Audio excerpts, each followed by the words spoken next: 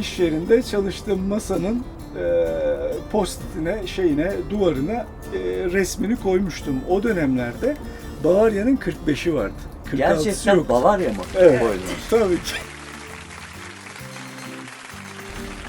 Screensaver'ımda da bilgisayarda çalışma işi. Her yer denizi izlemek kadar bize keyif veren, ya gerçekten Pozitif enerji. her yer deniz koymuş, her yer deniz koymuş. Şimdi ne yapmış, hangi YouTube'u yeni yayına soktu diye. Gerçekten sizi şifayen ilk o şekilde tanıdık ve bugün burada olmak rüya gibi.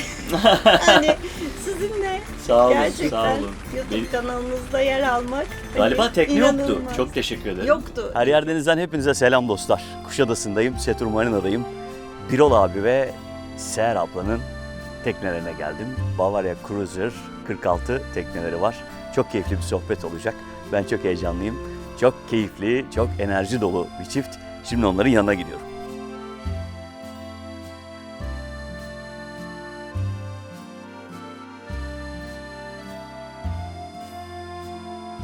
Bugün sizleri harika bir çiftle ve onların denizin üzerinde mavi yaşamlarını paylaştıkları tekneleri Aquamarine ile tanıştıracağım. Onlar mavi huzurun yüzlerine yansıdığı deniz yüzlü insanlardan.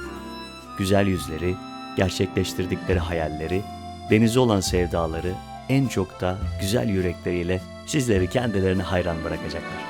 Henüz bizi yeni takip ettikleri 3 sene önce bir tekneleri yokmuş.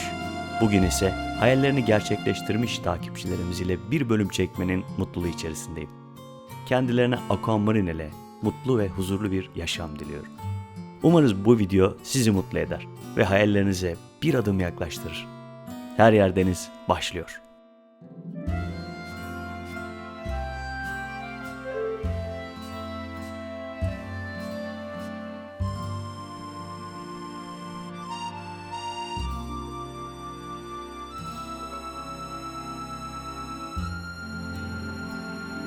Hoş geldin. Hoş bulduk. Dostlar, her yer denizden hepinize selamlar. Ben Serkan Yıldız.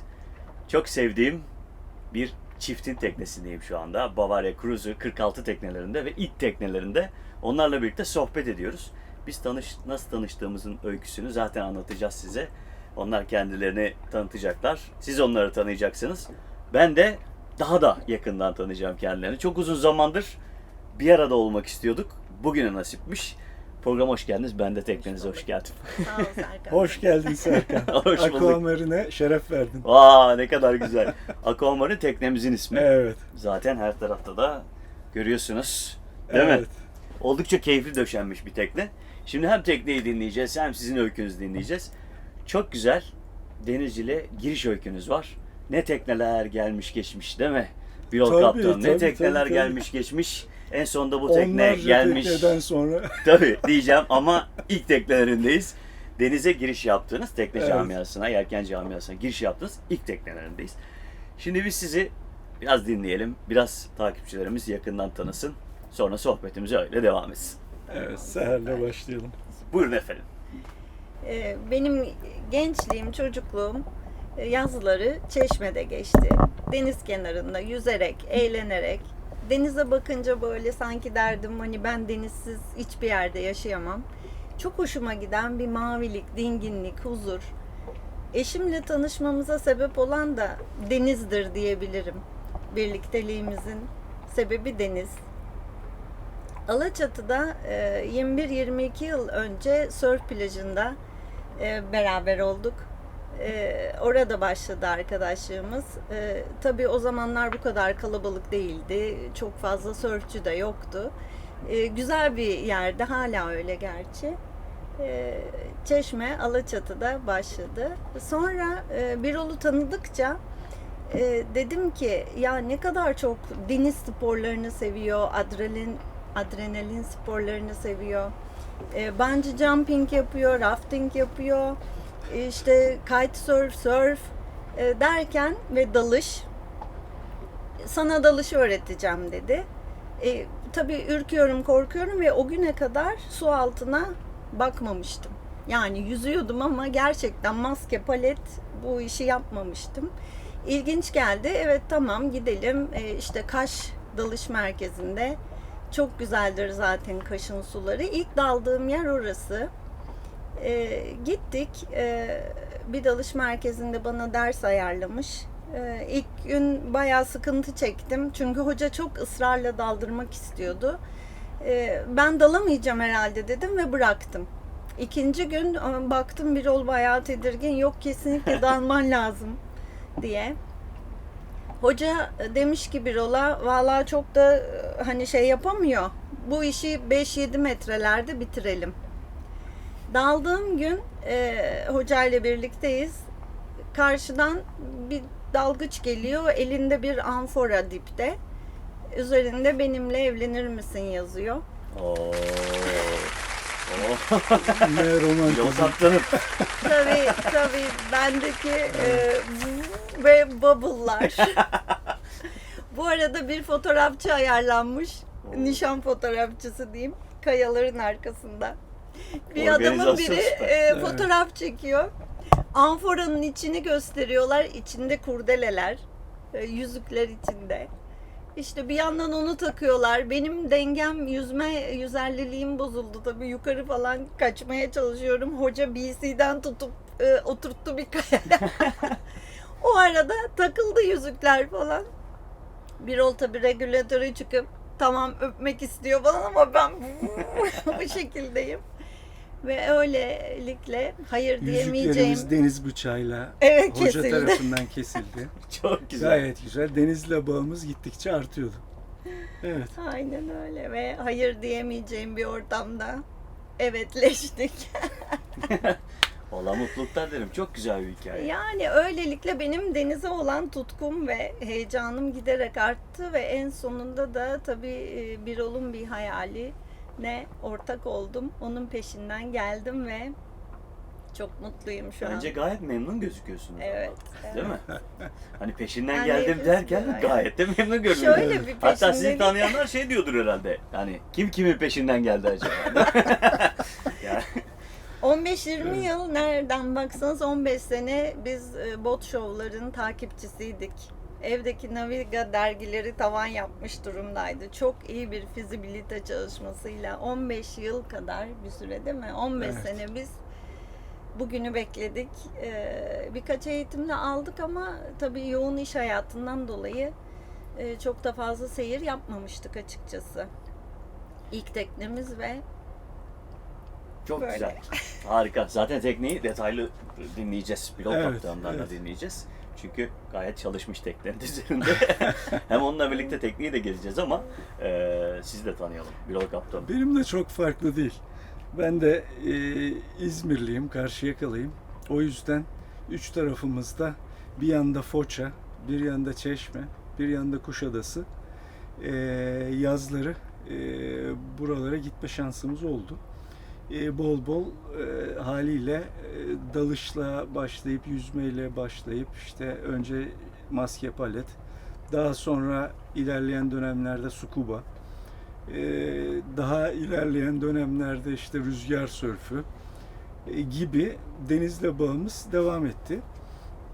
Özellikle rüzgar sörfüyle olan bağım çok uzun sürdü ve halen de devam ediyor. Yaz kış devam ediyor. O yüzden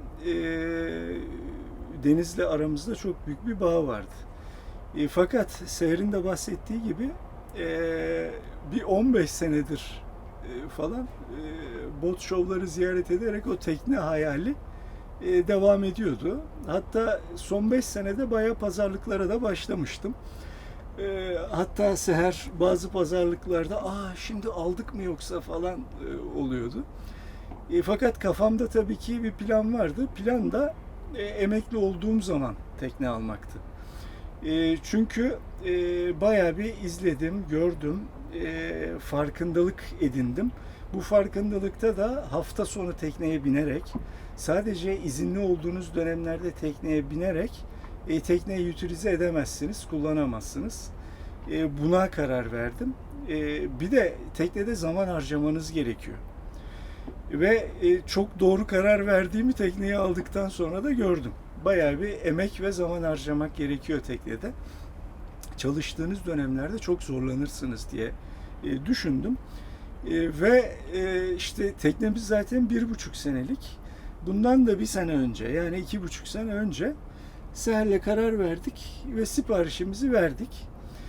Bu siparişi verdiğimiz gün aslında emekli olmaya karar verdiğim gündü. Tam bir sene sonrasında emekli olmaya karar vermiştim. Tam bir sene sonrasında da tekne gelecekti. Böyle enteresan, çok titiz bir plan yaptık. Ve gerçekten de nazar değmesin, pandemiye rağmen, pandemi daha çok fazla alevlenmemişti, bu supply chain'deki problemler, tedarik zincirindeki problemler falan. Tam zamanında teknemiz geldi. Ben de planladığım tarihte emekli oldum. Ve yelkenli hayatımız başladı. Şimdi sizin yelkenli hayatınız başladı ama bu fizibiliteyi yaparken hani anlattın ya kaptanım. Şimdi yapıyorsun. Şey vardı eskilerden bildiğim düş panosu diye bir şey var. Anlatırlar hep. Kişisel gelişim kurslarında falan da anlatırlar. Düş panosu yaparlar. Hayal ettiği şeyleri Doğrudur. işte panoya yerleştir. Doğrudur. Şu evi, şu arabayı, şu tekneyi falan filan. Doğrudur. Şimdi böyle bir düş panosu var mıydı? Gerçekten. Bu düş Gerçekten panosunun vardı. içinde de Bavaria 46 Cruiser var mıydı? Ya böyle bir durum var mıydı gerçekten? Vardı. Şimdi 10 sene öncelerinde falan gerçekten iş yerinde çalıştığım masanın post-itine, duvarına resmini koymuştum. O dönemlerde Bavaria'nın 45'i vardı. 46'sı Gerçekten yoktu. Bavaria mı? Evet. Koydunuz? Tabii ki. Screensaver'ımda da, bilgisayarda, çalışma iş yerimde, orada da yelkenlim vardı aynı şekilde. Çok güzel. Tabii. Yani o hayal 15 sene Ama öncesinde uzak gibi Tabii, önce tabii. geliyor. Hani Yani biz buna maddi, manevi erişemeyiz. bayağı Maddi uzaktı. olarak da, hayal olarak da kendinizi tam orada Şimdi, göremiyorsunuz ama görmek istiyorsunuz. o zaman şöyle diyoruz. Evet. Şimdi bizim biliyorsunuz Her Yer Deniz'in izleyicilerinde %90'ı hayali olanlar. evet, Değil mi? Şimdi ben de dahilim. evet. Ben de dahilim. Ben onlarla birlikteyim. Onları çok iyi anlıyorum. Benim Evet. düş panolarımda yıllardır tekneler süsler. Ama şöyle bir şey söyleyeceğim. Dostlar ne yapıyoruz? İlk görevimiz bilgisayarımızın masaüstü ekranını değiştiriyoruz. Tekneyi seçiyoruz. Masaüstü ekranını değiştiriyoruz. Evet. Ondan sonra Evet. çalışma masamıza, evde, işte, nerede çalışıyorsanız Resmini koy. hemen bir resmini koyuyoruz. Mevzu önce böyle başlıyor. Evet, Gerçekten her şey evet. hayalle başlar diyorlar. Sizinki çok güzel hikayelerden Doğru, bir tanesi. doğru. Hayalle başlamış ve bugün gerçek olmuş. Üstünde de 1,5 yıldır keyifle seyir yapıyorsunuz ki yani Doğru. Yunan adalarına gittiniz, güneye indiniz, Kuzey Ege'ye gelmediniz onu biliyorum. Yaza Evet. bekliyoruz sizi Kuzey Ege'ye. Sırada orası var. Sırada orası var. Şimdi hemen buraya geçmeden önce bu teknenin seçim aşaması, Evet, ilk defa denize bir tekneyle açılıyorsunuz. evet. Çok önemli dostlar. İlk tekneleri ve 46 fit bir Doğrudur. tekneyle. Yani küçük bir tekneyle değil, Evet. 46 fit tekneyle denize açıyorsunuz. Bunun seçimi nasıl oldu? Biri sizi yönlendirdi mi? Yani sonuçta kendi ihtiyaçlarınızı da düşündünüz, ettiniz. Evet. Bu çok önemli. Bizi izleyenler için de, tekne Evet. seçimi yapmak isteyenler için de çok önemli. Biraz Bavaria Cruiser 46 seçimi nasıl oldu? Onlar da bahsedersek Evet. mükemmel olur bizim için. Tabii ki. Evet, başından beri hayalimde işte 45-46 fit vardı diye konuştuk. Fakat o günlerdeki öngörülerime göre, maddi durumuma göre işte 41, 42, o dönemde yine Cruiser'ın 41-42'si de vardı Bavaria'nın. Bunları alabilirim, maddi imkanlarım buna yeter diye de düşünüyordum açıkçası. Ve o tekneleri de çok araştırdım.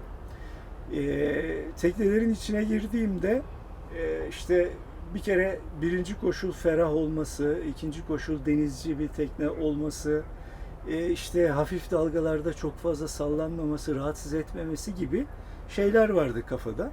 Çünkü ailemle beraber kullanacaktım bunu. Ve de düşündüğüm gibi de oldu. Çok tekneye bindim sayılmaz. Hani 3-4 farklı tekneye bindim. Fakat fuarlarda çok fazla tekne gezme şansım oldu. Neredeyse her sene fuarlara gittiğimde bol bol bütün yelkenleri inceliyordum. Ve açıkçası 40 fitin altındaki teknelerde hem Seher için hem kızım için hem akrabalarımız için, oğlan için teknenin bir miktar klastrofobik olabileceğini düşündüm. İkna edebilmek için özellikle eşimi, çocukları ve benzeri Biz onu biraz düşündüğünüzü anladık tekneyi gezince. Evet, biraz daha büyük bir tekne olması gerektiğine karar verdim. Ve sonuca doğru yaklaşırken, son dönemlere doğru yaklaşırken maddi imkanları da zorlayarak alabileceğimi düşündüm. Ve birazdan tekneyi de gezeceğiz. Baş mesafesinin çok yüksek olması, ana kabinin, master kabinin çok ferah olması, yatağın çok geniş olması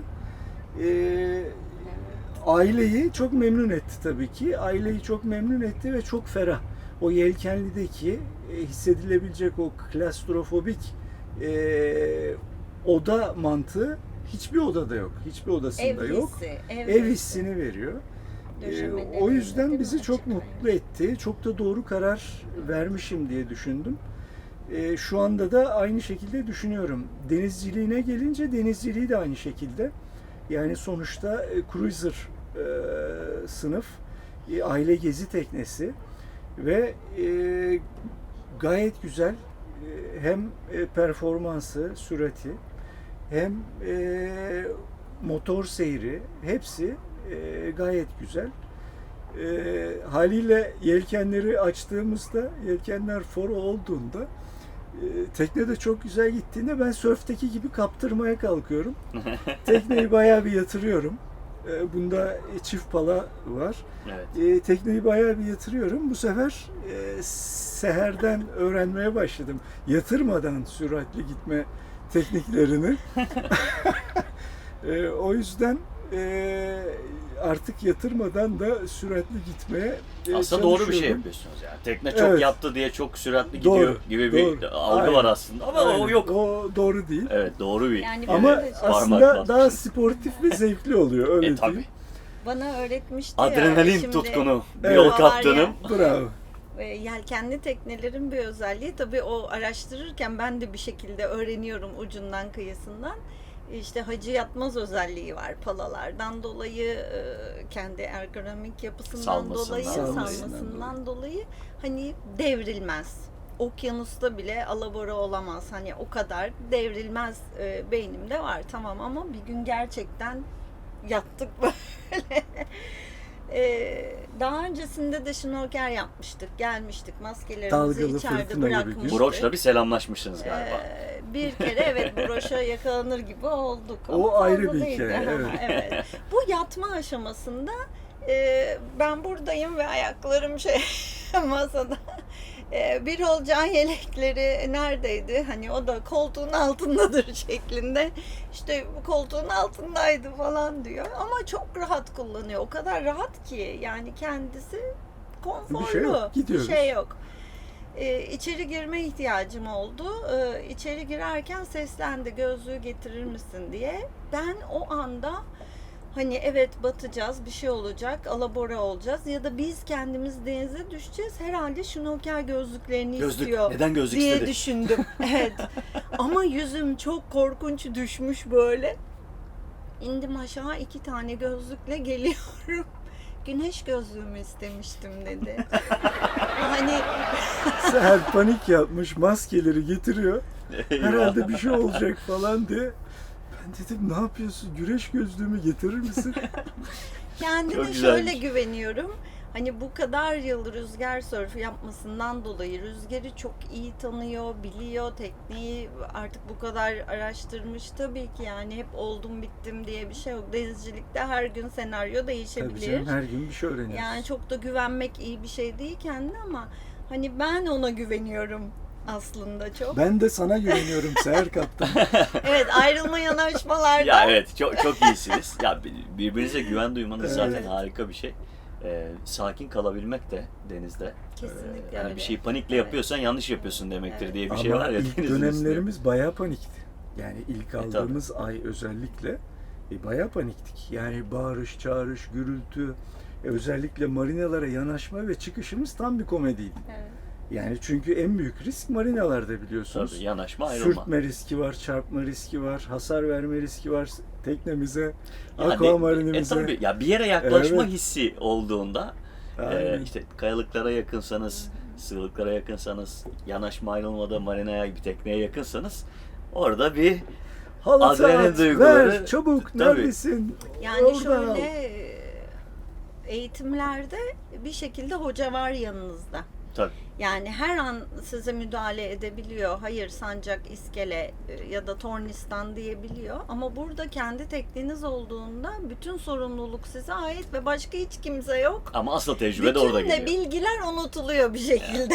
Her şeyi unutuyorsunuz. O açıdan ayrılma yanaşmalar gerçekten benim için özellikle çok korkutucuydu. İlk birkaç denemeden sonra yok şu YouTube'lara bakmalıyım. Hani net olarak kim anlatır? Tolga Gökova'ya gerçekten buradan teşekkür ediyorum. Ayrılırken ve yanaşırken tek püf noktalarını o kadar güzel söylüyor ki yelkenin direği yandaki teknenin başını gördüğünde dön. Ya da içeride manevra yapma, uğraşma bunlarla, dar alanlarda manevradan kaçın. Marina Geri dışında geri gir. tornistanla gir ve teknenin kıçı diğer teknenin başını gördüğünde içeri gir. Dönüşüyor. Yani bu kadar basit iki püf Evet, noktası. Tolga'ya Şu da anda buradan biz- selamımızı göndermiş Evet, olalım. Teşekkür ediyoruz. Oho, Murat Erensoy, Fatih Aksu. Değil mi? Şu an Fatih Aksu'dayız. Fatih Sağ abideyiz. olsunlar, sağ Evet. olsunlar. Hepsi Evet. çok yardımcı oldular. Yani onların videoları, gece gündüz onları izliyorduk. Zaten biz televizyon seyretmiyoruz. Hani o YouTube'lardan gece gündüz tekneyi almadan önce özellikle onları seyrediyorduk. İşin ilginç tarafı, aldıktan sonra, bazı şeyleri yaşadıktan sonra bazı yerleri bir daha seyrettik. Aha dedik, burada benim problemim var, problem yaşıyorum. O kadar ilginç şeyler ki. Bir örnek vereyim. Başka yelkenci arkadaşlar için de yararı olabilir. Murat Erensoy'un sağ olsun bir videosunda Cenova'nın halatı, ikisi de iskele taraftayken, rüzgar sancaktan gelirken tek bir vincimiz var burada. Vince mandar halatını bağlıyorsunuz. Diğer halatı bir şekilde, kontrollü bir şekilde salmanız lazım. Bunu kontrollü bir şekilde salabilmek için bağlayacağınız bir yer yok. Ben onu elimle tutuyordum. Elimle zorlana zorlana, elleri zedeliye ama kontrollü bir şekilde, yelkene zarar gelmesin diye sarıyordum. Daha sonra Murat Erensoy'dan püf noktasını öğrendim. Hiç de aklıma gelmemişti. Direkt olarak koç boynuzunu, arkadaki koç boynuzuna bir kere çeviriyorsunuz. Yükü oraya veriyorsun. Bütün yükü oraya veriyorsunuz. Hafif hafif kontrollü bir şekilde salıyorsunuz. Bitti. Yani o kadar basit şeyler. Hani belki ben onu deneye yanıla öğrenecektim ama belki de yelkene hasar verecektim. Evet. Birkaç denemeden sonra. Fakat bu kadar tecrübeli insanlardan öğrenmek varken 20-30 senenin tecrübesi, siz orada o tecrübeden, bir videodan çok basit Evet. püf noktalarını öğreniyorsunuz. Çok sağ olsunlar hepsi. Dikkatli dinleyince bu püf noktalarını alıyorsunuz. Ama en önemli şeylerden bir tanesi, şimdi YouTube'da videoyu istediğiniz kadar izleyin. Evet. Buraya gelip onu koç boynuzuna takıp Tabii tecrübe Evet, etmeden. tecrübe etmeden de o öğrenilmiyor. Aa, bu böyleymiş dediğinizde Evet. Evet. hani pratiğini muhakkak denizde yapmak gerekiyor değil mi kaptan? Ve geçen evveli kışta, evet 2 yıl oldu. Her yer denizi izlemek kadar bize keyif veren, yani gerçekten Pozitif enerji. her yer deniz koymuş, her yer deniz koymuş. Şimdi ne yapmış, hangi YouTube'u yeni yayına soktu diye. Gerçekten sizi şifayen ilk o şekilde tanıdık ve Evet. bugün burada olmak rüya gibi. Hani sizinle Sağ olun, gerçekten sağ olun. YouTube kanalınızda yer almak Galiba hani tekne yoktu. inanılmaz. Çok teşekkür ederim. Yoktu. Çok Evet. Teşekkür ederim. Evet. Biz programı çünkü 3 sene oldu. Çok 2019'da keyifli. başladık. 2 yıl Ağustos önceydi, ayında. evet. Tekneniz yokken bizi izliyordunuz. Evet, o zaman. evet. Değil. Çok evet. güzel bir şey bu. Şimdi O kadar takipçilerimizle keyifli ki, o tekne kadar aldıktan keyifli. sonra buluşmak ya benim için gerçekten çok büyük keyif. Evet. İnanılmaz mutluluk verici bir şey. Bizim için. Tekneniz yok. Çok. Bizi izliyorsunuz. Tekneniz var ve Aynen sizinle öyle birlikte oldu. çekim yapıyoruz. Umarım bu artarak devam eder. İnşallah. Evet. Yani Herkes hep diyoruz için. deniz yüzlü Evet. insanlar Herkesin gönlüne göre. çoğalır, Herkesin. denizlerimiz daha çok insanla buluşur. Biraz daha fazla yüzümüzü denize döneriz. Evet. Bizim programda buna en azından bir ışık Vesile oluyor tutuyorsa, tabii vesile ki. oluyorsa Tabii ki. çok Çok büyük. şeyler öğreniyoruz. Çok Neler büyük yaşamışlar. Ne aşamalardan geçmişler. Herkesin de hayalleri sonunda gerçekleşmiş. Çok çok güzel. O çok güzel bir şey Evet. zaten. Hani biz burada tamamen bir elçi görevi görüyoruz. İşte Evet. kameralarımız açık. Ben bir şeyler söylemeye çalışıyorum. Evet. Sizin hikayeniz burada çok önemli. Çünkü sizi seyrediyorlar. Aynı sizin gibi hayali olan bir sürü insan, binlerce insan Evet. izleyecek ve belki onlar da teknelerini alacak. Tabii seçim burada yelkenli olur, motoryat olur, Evet. küçük bir bot olur. Ne almak istiyorsa, denizin üstünde olmak istiyorsa bu ışık tutacak onlara. Bazen de şey çok oluyor, teşekkür ederim. isteyip de hani kendinde o cesareti bulamayan ya da yapamayacak gibi gelen kişiler de olabiliyor. Hani ben dediğim gibi yani ben suyun altına 30 yaşından sonra bakmış bir insanım. Şimdi şu anda 20 tonluk tekneyi Marinadan kullanabiliyorum. çıkıyorsunuz. Tabii Giriyorum, komut veriyorsunuz. çıkıyorum. Bir yol Komut kaptanıma. veriyorum. Yani şöyle hani hep derler ya o kişisel gelişim platformlarında konfor alanından çıkın. Konfor alanından çıkmadığınız Biraz sürece zorlamak kapasitenizin ne olduğunu bilemiyorsunuz. Aslında hayatın kendisi. Mesela şimdi Evet. işte büyüyen çocuklara bakıyoruz. Bir kendi çocukluğumuza bakıyoruz. Bir babamların çocukluğuna bakıyorum. Dedemlerin çocukluğu. Şimdi böyle düşündüğünüzde o jenerasyon farklarından nasıl yaşamamız gerektiği aslında unutuluyor. Asıl öz olan şey Tabii. unutuluyor. İşte Doğru. daha kapalı ortamlardayız. Çocuklar en ufak bir kalabalığa girdiğinde hemen mikrop kapıyorlar. İşte bir böcek gördüğünde Öyle, korkuyor. doğru. Hayatındaki fobileri oluşuyor. Biraz daha doğanın içinde olmak, o konfor alanını terk etmek Evet. denilen şey aslında hayatın kendi. Evet. Yani aslında gerçek Her olan konuda, o. her konuda. Yani konfor alanı Evet. dediğimiz alan aslında bir yalancı taraf. İşte dijital dünya. Mesela biz YouTube'da çok güzel ama şu anda bunu yaşayan biziz. Hı hı. Denizin üzerindeyiz. Evet, dokunabiliyoruz. Bir tekne üstündeyiz. Konfor alanı orada. O dijital dünyada, o tablet, bilgisayar ekranında. Evet. İşte oradan çıkmak gerekiyor. Ben o yüzden hep söylüyorum. Şu anda 46 fitteyiz dostlar ama bir küçük kayıkla kendinizi tabii ki hava şartlarına Evet. göre düzgün bir havada çıktığınızda denizle zaten Tabii, buluşabiliyorsunuz. tabii ki. Önemli olan o denizle buluşmak, Evet. adımı atmak. Tabii ki Türkiye'den ve dünyadan bizi izleyen bir sürü dostumuz var. Bizim burada deniz yok diyenler de var. Onlar da özlemiyle, işte onlar da sezonda geliyorlar. Evet. Mümkün olduğunda tatillerini denizde geçirmeye çalışıyorlar ki denizde tekne kiralama Ya da yöntemi de uzun olduğu vadeli için. emeklilik planları yapmaları gerekiyor. Evet, aynen öyle. Şimdi home office'ler Çok da olunca geç olmadan, çok da yaşlanmadan. Evet, erken bu işi Evet, erken sağlıklıyken, yani bu sağlıklıyken. hobi olarak yapılabilecek en güzel uğraşlardan ve Evet. sağlıklı kılıyor değil mi kaptanım? Evet, İnsan. evet. Sürekli denizin üstünde hareket halindesiniz. Seher zaten onu gözlemliyor ve bana şaşıyor. Çünkü tekneye bindiğimiz an ben değişiyorum, bir canavara dönüşüyorum. Hiç durmuyorum. Hiperaktivite. Hiç durmuyorum. Kızım da dalga geçiyor. Gidiyorum ön direkte, manları düzeltiyorum, arka tarafa geliyorum, bot. İşte yok bu tellerle uğraşıyorum, yok efendim bilgisayarla uğraşıyorum, navigasyonla. Oraya buraya hiç durmuyorum. Hiç durmuyorum ve de büyük zevk alıyorum bundan. İnanılmaz bir enerji. Fark ediyorsunuz ama değil mi? Tabii ki, tabii ki. İyi ki de 65-70 yaşlarda hani bunu daha da çalışayım, para kazanayım, daha çok kazanayım. Hani böyle ertelemek bunların sonunun olmadığını bence erken fark ettik. Güzel bir nokta, ertelemek. Hayallerinizi ertelemeyin diyor Seher kaptanım. Bravo. Önemli noktalardan bir tanesi değil mi? Ertelemeden Doğru. gençken İyi ki de ertelememişiz. Böyle tam yaz geldi. İşte arabayla denize doğru gidiyoruz. Bu senenin başından bahsediyorum. 1 Haziran eşime dedim ki çok şükür dedim. Bir tane daha 1 Haziran'ı gördük. Mutluluk verici dedim. Süper. Şimdi yaz başlayınca Evet, başka bir şey. evet, Biz bir evet, kıpraşıyoruz. Tamam biz ilkbahardan başlıyoruz ama anlatmaya çalıştığım şu. İnsan hayatında sonra bir hesaplıyorsunuz. Bir 40 sene sonra hesapladığınızda Tabii. sanki 40 sene gibi geliyor ama 40 tane 1 Haziran var.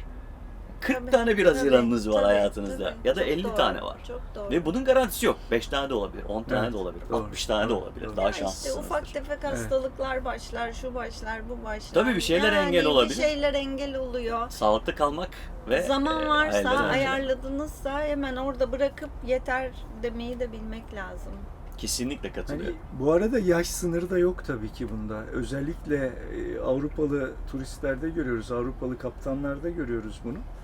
İnanılmaz. Yani 75, 80, 85 devam ediyor. Evet. Yürüme zorluğu çeken beyler Evet.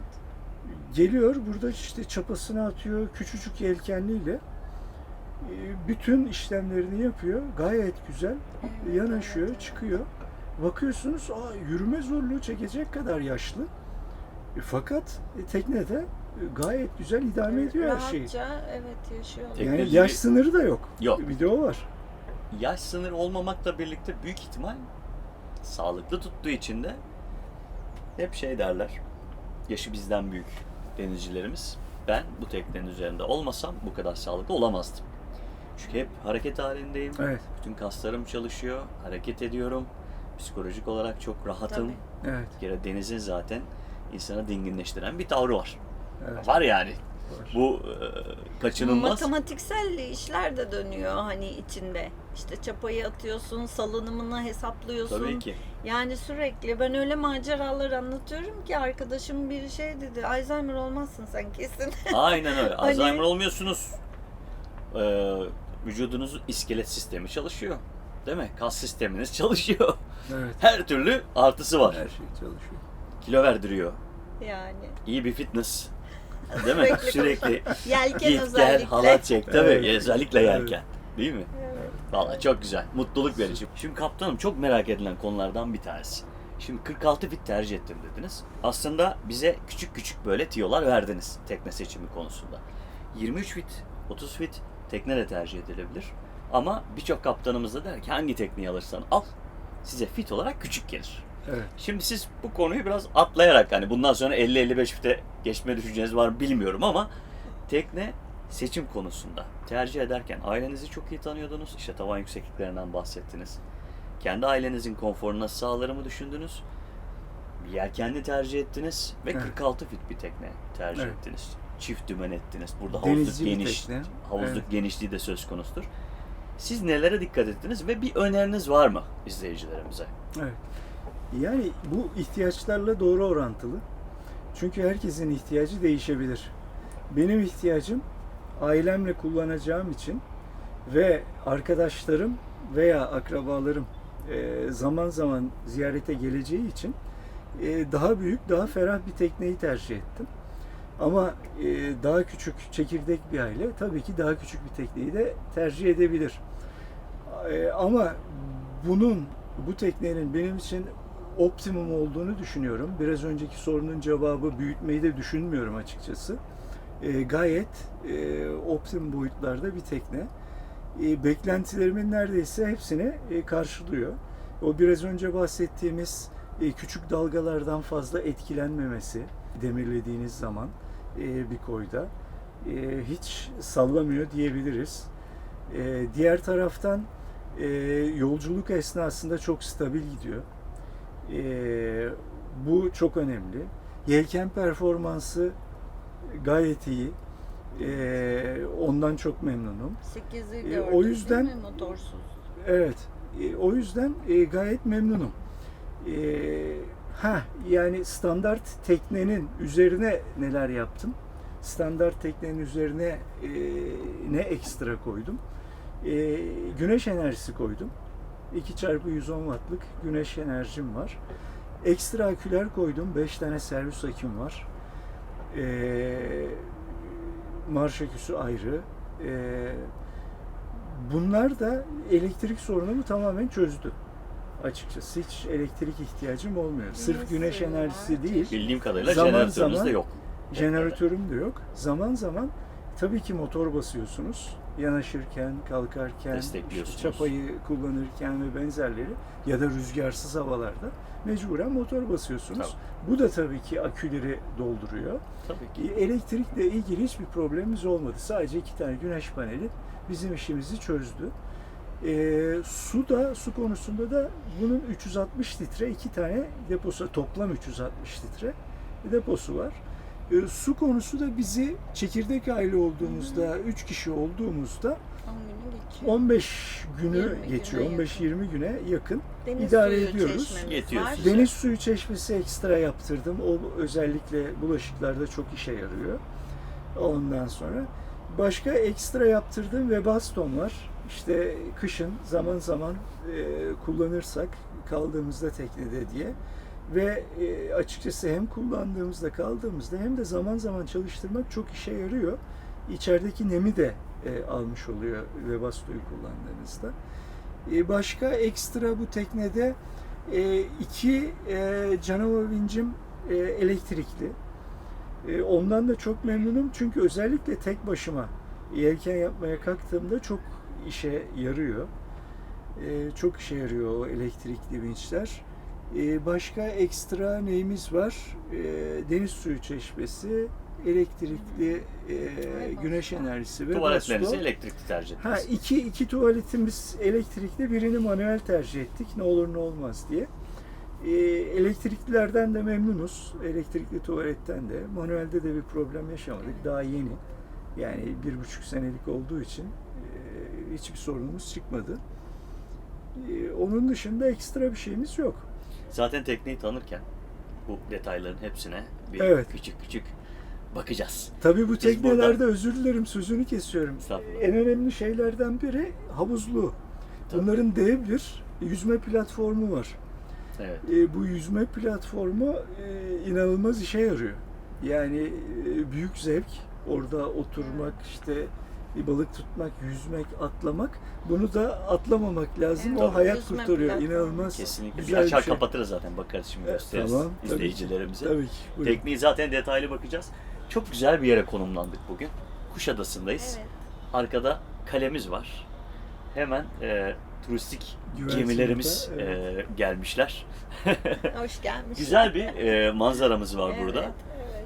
Şimdi takipçilerimizle birlikte dediğim gibi bir araya gelip sohbet etmek benim için büyük keyif. Ama ben size ayrıca teşekkür etmek istiyorum. Çünkü siz şimdi bizim takipçimizdiniz ama benim konserime geldiniz. Urla konserime geldiniz. Evet. İlk orada tanıştık. Yani Evet. yüz yüze ilk orada tanıştık. Çok teşekkür ederim. Sosyal medyadan görüyorsunuz, geliyorsunuz. Bu arada hepiniz de konserlere beklerim. Benim için mutluluk verici oluyor. Denizci dostlarımızla Evet. buluşuyoruz. Sonra diğer çaldığım Urla yere Winehouse geldiniz. da yine sizin takipçinizdi. Onlar da denizciydi. Tabii.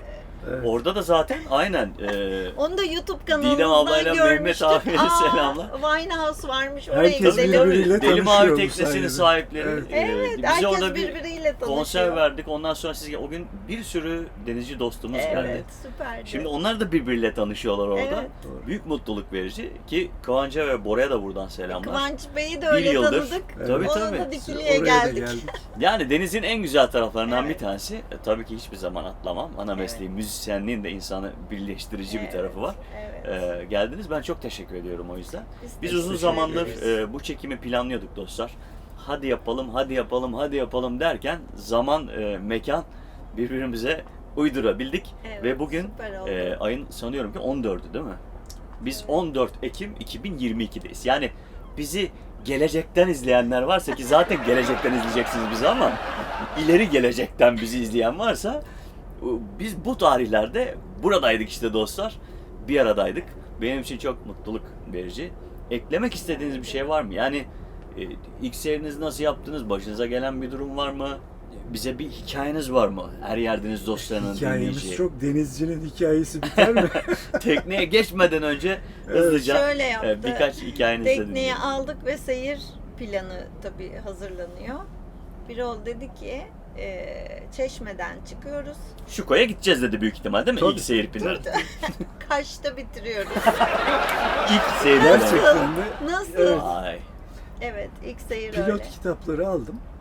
pilot kitaplardan tek tek kalınabilecek güvenlik Demir oylar, atacağınız demir yerleri atabileceğim işaretlediniz. güvenlik oylar nereler? Tek tek oturdum, çalıştım günlerce. Çalıştım. Sonra geldim. Burada hepsini programladım. Yerlerini yazdım. Haritada yerlerini belirttim. Daha sonra Alaçatı'dan çıktık. Çeşme'den. 2 ay boyunca her yere uğrayarak Kaş'a gittik ve döndük tekrar. Dönüşte de uğraya. Ama o bildiğiniz Türkiye haritasındaki dantel kıyıların her birine girildi. Ne Ve kadar her güzel. gün Öğrenmiş çöpe Ne olduk. kadar atıyoruz, şanslısınız. topluyoruz, Ne kadar hemen öğrenmiş gidiyoruz, olduk. çöpe atıyoruz, topluyoruz. Peki herkesin soracağı bir soru var ama burada. Şimdi seyir planınızı yaptınız, pilot kitapları okudunuz. Evet. Harita bilginiz de demek ki harita okuyabiliyorsunuz, harita Evet. bilginiz var. Evet. Peki bir boşluğu daha dolduralım birlikte, meteoroloji. Evet. Orayı ne yaptık? Tabii yani her seyirden önce mutlaka zaten sörfçü olduğum için Windguru'dan Sorun hiç çıkmıyorduk. çıkmadı. Hiç çıkmıyordunuz. Şimdi Windguru'nun üzerine diğer siteler de eklendi. Artık 2-3 farklı rüzgar sitesinden birden Windy'den diğerlerinden bakarak planlarımızı yapıyorduk. Kontrol ediyorsunuz. Hani ilk seyre çıkmak isteyenler varsa Kaş'a kadar en azından Açıkçası Cahil cesareti gibi görünüyor belki. Açıkçası çok da tuttuğu söylenemez. Yani bakıyorsunuz işte 8-10 gösteriyor. Bir çıkıyorsunuz stabil bir şekilde 18 esiyor. Tabii, Yani öyle tabii. sırf arada esen 18'ler değil, bayağı 18 esiyor. Bunlarla çok karşılaştık yani. Tabii. Ama en azından fırtına var mı? Ya da en azından rüzgar var mı? Çünkü bu iki alternatif bizi etkileyen şey. Rüzgar yoksa hep motor basmamız gerekecek. Fırtına varsa çıkmamamız gerekecek. Evet. Bu ikisi dışındakiler, ara noktalar bizim için seyre problem oluşturmuyordu. Bir de bir ol şeydir hani güvenlik en başta. Hadi gidiyoruz toplanın falan değil. Olması gereken Gerçekten gibi. tam bir neta olunmalı. Tabii. Gerçekten ayakkabı mutlaka giyilmeli. Ayakkabısız kesinlikle dolaştırmıyor seyir sırasında. En büyük sakatlanmalar ayak parmaklarından olur. Bir yere sıkışır, elde eldivenler olur. İşte kullanıcılar için her şey neta yapılır. Bardak, Özellikle tabak, bot çanak, ne çok iyi varsa. bağlanması gerekir. Evet. Uçabilecek Yani bütün tam her bir şey çok iyi güvenlik bağlanması gerekir. halinde. Evet, yani bunları bilmek önemli bir şey ama bunları Evet. öğreten de bir sistem var biliyorsunuz. Yani bunları bir eğitmen size söyleyebilir. Hı hı. Kitaplardan okuyabilirsiniz. Bir de kötü tecrübe. Parmağınızı kırıp, Ay. botunuzu uçurup o Evet. şekilde öğrenebilirsiniz. Evet. Hani o bir Yani kere sonra o mutlaka. ayakkabı giyiliyor zaten. Mutlaka. Ben çok çarpmışımdır ayağımı. Evet. Evet. Şimdi mümkün olduğunca böyle hemen ya şu ayakkabımı giyeyim. Tabii. Hiç gerek yok. Ya kırmadım ama Evet. o raddeye getirdiğim zamanlar oldu. İlla ki geziyorsunuz. Yani çünkü denize girip çıkıyorsunuz, ediyorsunuz. Hadi hemen şimdi ayakkabımı giyeyim, bir başa gideyim diye. Evet. Ama işte çelik teller ve koç Kesinlikle. boynuzları etraftaki oldukça metal aksam var Doğru. ve zarar verebiliyor. Ne Doğru. yazık ki. Eşikler, Dikkat etmek lazım. giriş çıkışlarda. Evet. İzleyiciler belki der hiç mi problem olmadı hani bu kadar. Evet ilk sene o 2 ay boyunca hiç çok da bir şey yaşamadık diyeyim. Çok değil. Çok hani sakındık, rüzgara- her şeyden evet, sakındık. Çok sakındık. Çok çapariz verebilecek yerlere girmedik. Kalabalık Çapa yerlerden atarken bile kaçındık, koylarda evet. teknelerden mümkün olduğu kadar uzakta çapa atmaya çalıştık. İlla işte hemen dibi olsun 5 metreye çapa atalım değil. 10 metre oluversin deyip bir miktar çapariz vermeyecek şekilde kimseyle konakladık. Yani açıkçası o Kaş'a kadar gidip dönme seyrimizde nazar değmesin hiçbir problemle karşılaşmadık. Gayet iyi geçti. Büyük problem ne yaşadık? Evet. Yunan adalarına gittiğimizde yaşadık problem olarak. Samos'a gittiğimizde Samos'un güney kısmı gayet güzel. Türkiye'ye bakan kısmı gayet güzel. Fakat üst tarafı Samos'un hiçbir yer yok açıkçası gezilecek, görülecek. Fakat biz bunu yine pilot kitaplardan baktık. Alt tarafını gezdik. Gayet güzel yerleri gezdik. Pitagorion'u, Poseidon'u süper yerler. Fakat üst tarafa doğru geçtik. özellikle telefon için çip almak istiyorduk, internet çipi Yunanistan'ın. Dediler ki Vati'de vardır. Merkezde. Aşağıda bulamadık, Vati'de vardır. Peki dedik, merkeze gidelim Vati'ye. Seyrimizi yaptık. Vati limanına geldik. Bir baktık dev gibi, İzmir limanı gibi bir liman. Ve pilot kitapta yazdığı yeri belirledim. Oraya kıçtan kara yapacağız limanda. Sahil güvenlik botları var.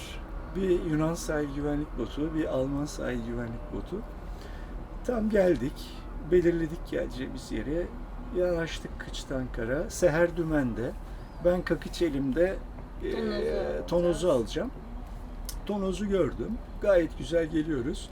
Tonoz ipini aldım bir kere de kakıçla. Hemen elime aldım. Tık tık tık tık öne doğru gittim. İncesi bir bitti tonoz ipinin. Şu kadar bir halat, gemi halatı. O. İncenin ucunda. O sırada biz hemen başladık Seher'le bağırış çağırış. Ya işte ne yapalım? Burada kalın halat Gelin geldi. atalım. Atıyorum bunu. Dikkat et falan filan. Halatı attım. Ve halatı attıktan sonra Seher de hareket halindeydi. Hani kıyıya fazla yanaşmasın Motor çalıştığı şeklinde. için evet. Motor çalıştığı dolandı. için dolandı ve pervanemize ilk defa halat sarmış olduk. Herhalde denizcilerin çoğu bunu yaşamıştır. Ama bizim buradaki olayın başka esprileri de var. Şimdi oraya da geleceğim. Tamam, dolandı ve makine de stop etti. Eyvah dedim, şimdi tekne hareket edecek kontrolsüz bir şekilde. Zaten kıyıya çok yakınız. Çarpma ihtimalimiz var. O yüzden hani usturmaçaları falan emin olalım. Neredeyiz, ne yapıyoruz falan. Kıyıdan da yardım isteyelim. Bu sahil güvenlikçi arkadaşlar herhalde yardım eder. Seslendik. Onlar da gördüler bizim durumu.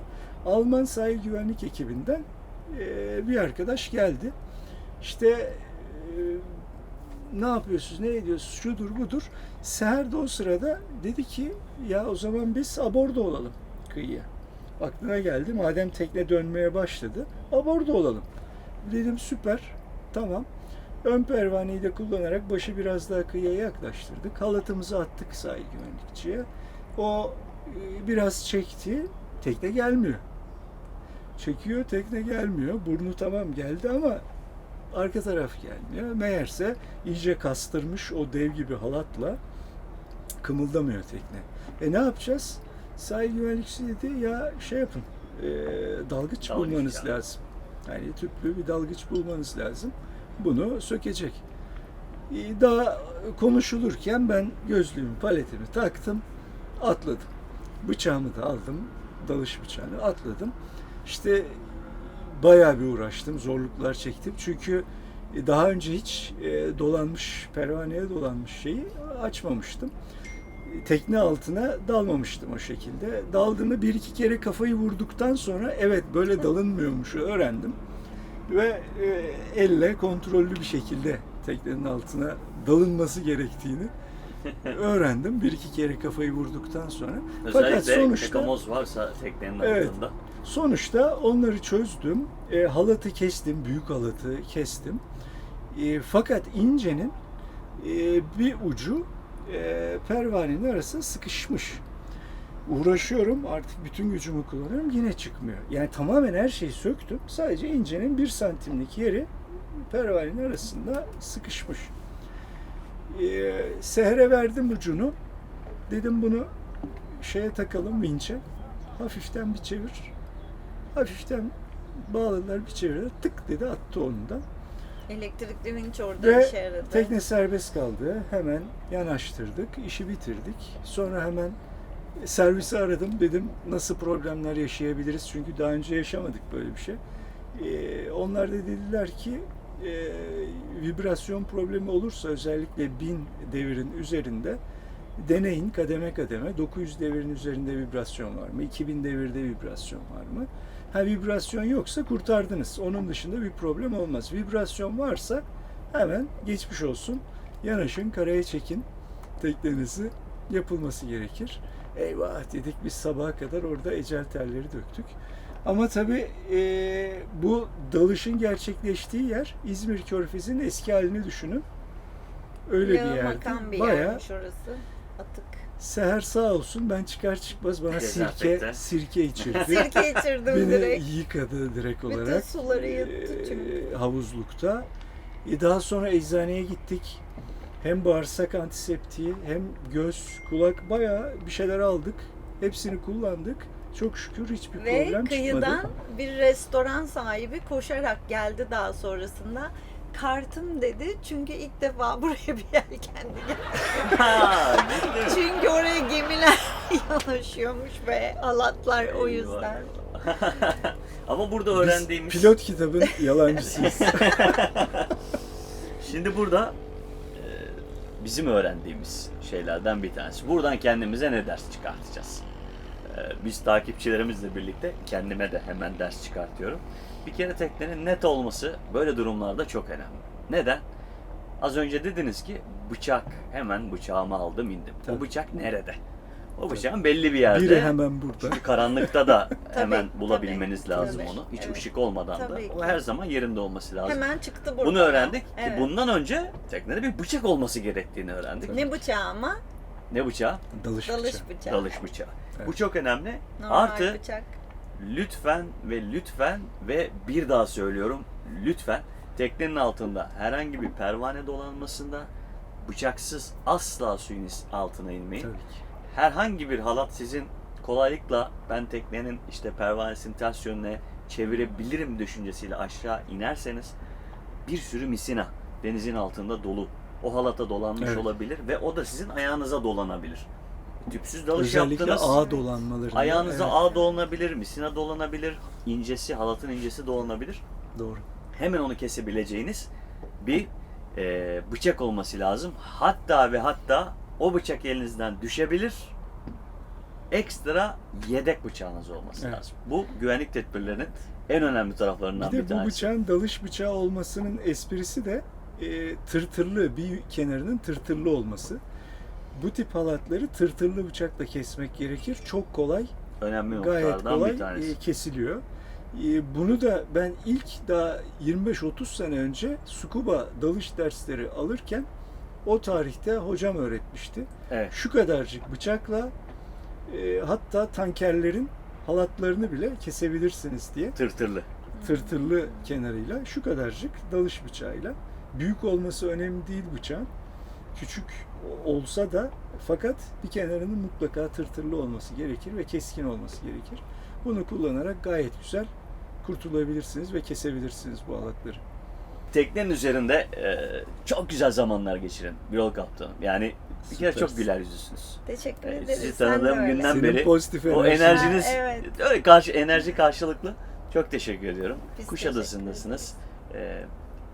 Denizin üzerinde 1,5 yıldır varsınız ve neresinde olmak istiyorsanız deniz her zaman kolayınıza olsun ve sizi oralara götürsün bu güzel tekne. Hep Süper. birlikte. Aquamarine'e de ben Beraber. teşekkür ediyorum. Onunla tanıştım. Güzel kız. Her zaman bordasını seviyorum zaten biliyorsunuz. Bu tekneye geldiğimde de tanıştım. Kendileri de gördüler. Çok güzel anılar biriktirin. İyi ki Teşekkür bizim ederiz. takipçimiz olmuşsunuz. Bir şekilde YouTube'da karşınıza çıkmışız. Sizin gibi dostları biriktirmek benim için gerçekten çok büyük keyif. Hayatımızda Süper. sağlıkla bütün ömrümüz boyunca da zaten görüşürüz.